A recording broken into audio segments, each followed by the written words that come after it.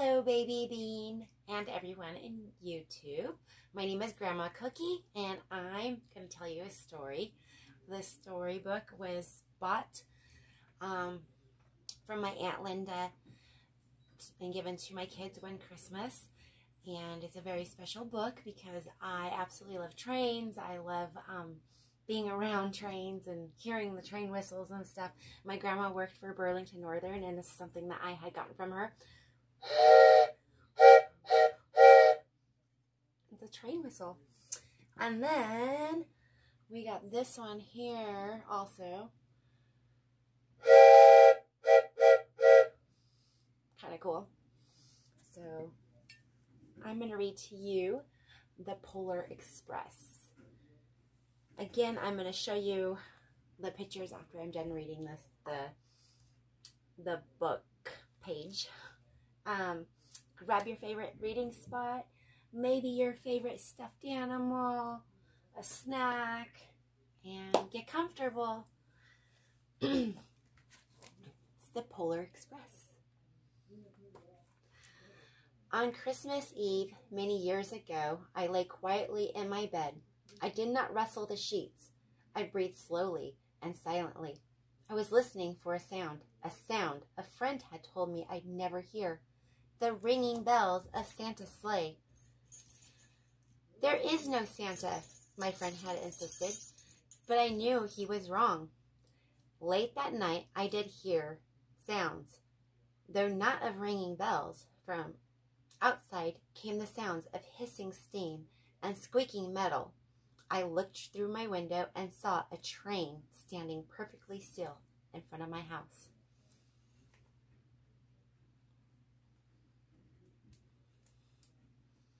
The reflection of my Christmas tree. It was wrapped in an apron of steam.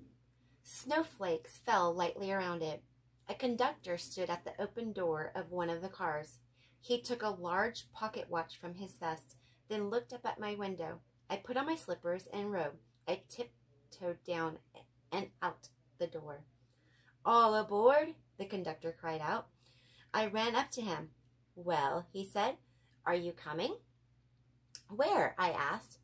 "Why, to the North Pole, of course," was his answer. "This is the Polar Express." I took his outstretched hand, and he pulled me aboard.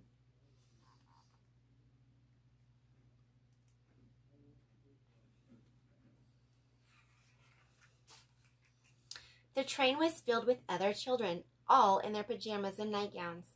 We sang Christmas carols and ate candies with nougat centers as white as snow. We drank hot cocoa, as thick and rich as melted chocolate bars. Outside, the lights of towns and villages flickered in the distance as the Polar Express raced northward.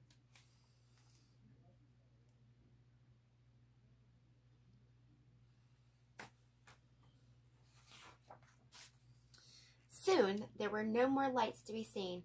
We traveled through cold, dark forests, where lean wolves roamed and white-tailed rabbits hid from our train as it thundered through the quiet wilderness.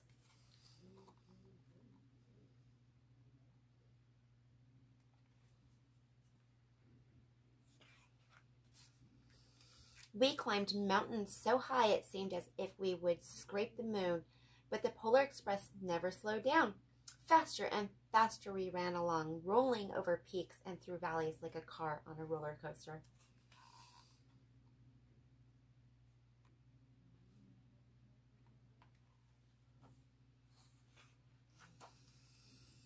The mountains turned into hills and hills to snow-covered plains. We crossed a barren desert of ice, the great polar ice cap.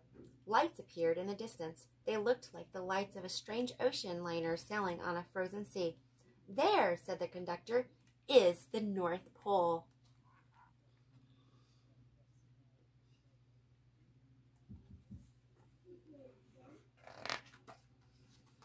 "Look," shouted one of the children, "the elves!" Outside, we saw hundreds of elves as our train drew closer to the center of the North Pole.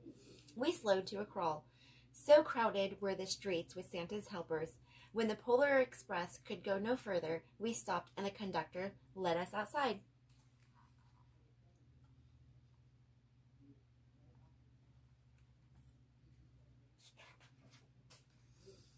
We pressed through the crowd to the edge of a large open circle. In front of us stood Santa's sleigh. The reindeer were excited. They pranced and paced, ringing the silver sleigh bells that hung from their harness. It was a magical sound, like nothing I'd ever heard. Across the center, the elves moved apart and Santa Claus appeared. The elves cheered wildly. We marched over to us and, pointing to me, said, "Let's have this fellow here." He jumped into his sleigh. The conductor handed me up. I sat on Santa's knee, and he asked, "Now what would you like for Christmas?"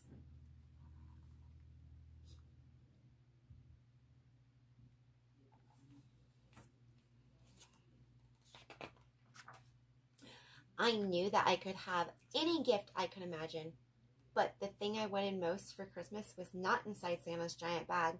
What I wanted more than anything was one silver bell from Santa's sleigh. When I asked, Santa smiled. Then he gave me a hug and told an elf to cut a bell from reindeer's harness. The elf tossed it up to Santa. He stood holding the bell high above him and called out, "The first gift of Christmas."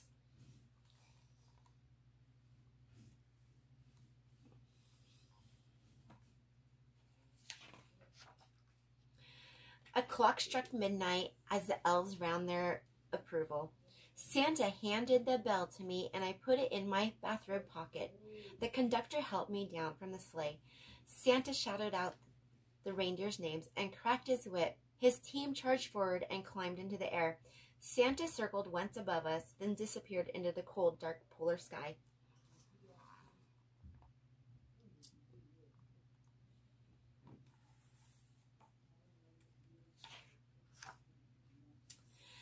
As soon as we were back inside the Polar Express, the other children asked to see the bell. I reached into my pocket, but the only thing I felt was a hole. I had lost the silver bell from Santa Claus' sleigh. "Let's hurry outside and look for it," one of the children said. But the train gave a sudden lurch and started moving. We were on our way.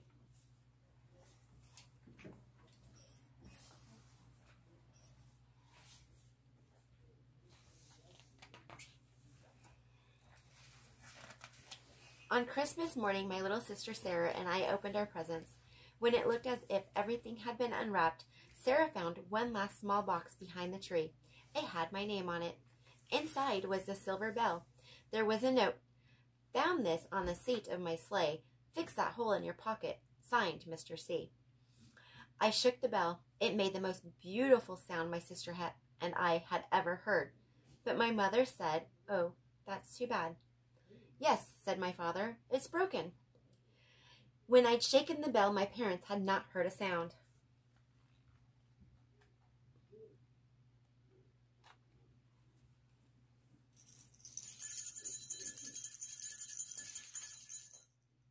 At one time, most of my friends could hear the bell, but as years passed, it fell silent for all of them. Even Sarah found one Christmas that she could no longer hear its sweet sound. Though I've grown old, the bell still rings for me as it does for all who truly believe.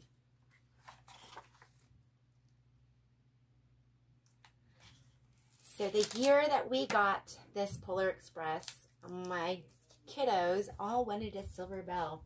It was not easy to find silver bells. There's our silver bell. Merry Christmas. I hope you all have a Happy New Year and a blessed Christmas. Thank you for watching my baby bean story time. It's Christmas Eve morning and I'm all tongue-tied already. Merry Christmas.